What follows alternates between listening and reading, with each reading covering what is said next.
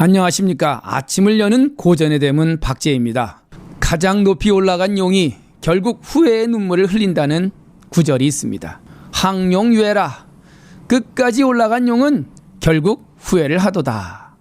주역 건괴에 나오는 이 글은 참 의미심장합니다. 자신의 지위가 높다고 자만하다가 결국 모든 사람들이 그 곁을 떠나가게 되고 아무도 없게 되어 그 지도자는 후회의 눈물만 흘린다는 뜻입니다.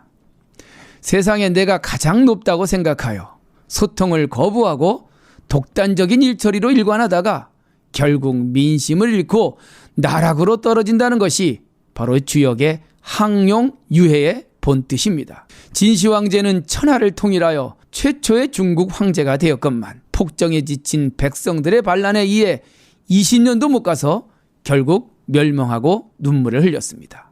한 제국을 세운 한신 장군은 무명의 용사에서 제국의 최고 사령관 자리에 올랐지만 자신의 분수를 지키지 못하여 토사구팽당하고 말았죠. 조선을 세웠던 태조 이성계 역시 조선 최고의 자리에 올랐지만 결국 눈물을 흘리며 후회하였습니다. 높은 곳은 참 올라가기도 어렵지만 눈물 흘리지 않고 내려오기도 쉽지 않은 모양 같습니다. 주역에서는 인간의 일생을 용과 비유하여 설명하고 있습니다.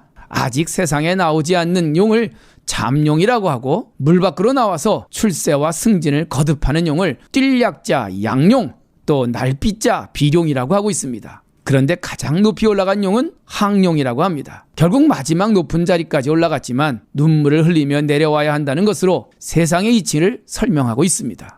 태계 이황 선생은 이 주역의 구절을 임금에게 강의하는 경연의 자리에서 한 나라의 임금된 자가 반드시 가슴속에 깊이 새겨두어야 할 말이라고 거듭 강조하고 있습니다. 임금된 자가 지금 내 권세가 영원할 것이라고 생각해서는 안 됩니다. 한번 나아가면 한번 물러나게 되어 있고 나라를 소유하게 되면 결국 시간이 지나면 나라를 놓게 되는 것이 세상의 이치인데 어찌 그 이치를 모르고 교만과 독단으로 국정을 처리하신다면 결국 후회의 결말을 맞이할 수밖에 없을 것입니다.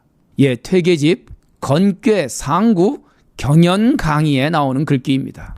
지도자가 되어 주변 어진 사람들의 충고와 도움을 거부하고 오로지 자신의 생각만으로 나라를 이끌어 나간다면 국정은 흔들리게 되고 결국 백성들의 마음은 멀어질 수밖에 없는 결과를 초래할 것이란 엄중한 경고입니다. 퇴계 선생은 국가 지도자의 겸손을 말하면서 옛날 군왕들이 스스로를 덕이 부족한 사람이란 뜻의 적을 과자 사람인자 과인은 이라고 부르거나 나여자 작을소자 아들자자 여소자는 즉 별 볼 일 없는 작은 나라고 부른 이유는 바로 자신을 낮추는 군왕의 겸손함에서 유래된 것이라고 설명을 덧붙이고 있습니다. 재벌 총수가 구속되고 한때 최고의 권력을 누리던 사람들이 줄줄이 감옥으로 향하는 현실을 보면서 높은 자리에 올라가는 것도 참 어렵지만 그 자리에서 잘 내려오는 것도 참 쉽지 않다는 생각을 해봅니다. 노자 도덕경에 보면 공성신퇴라는 말이 있습니다. 공성, 거꾸로 하면 성공이죠.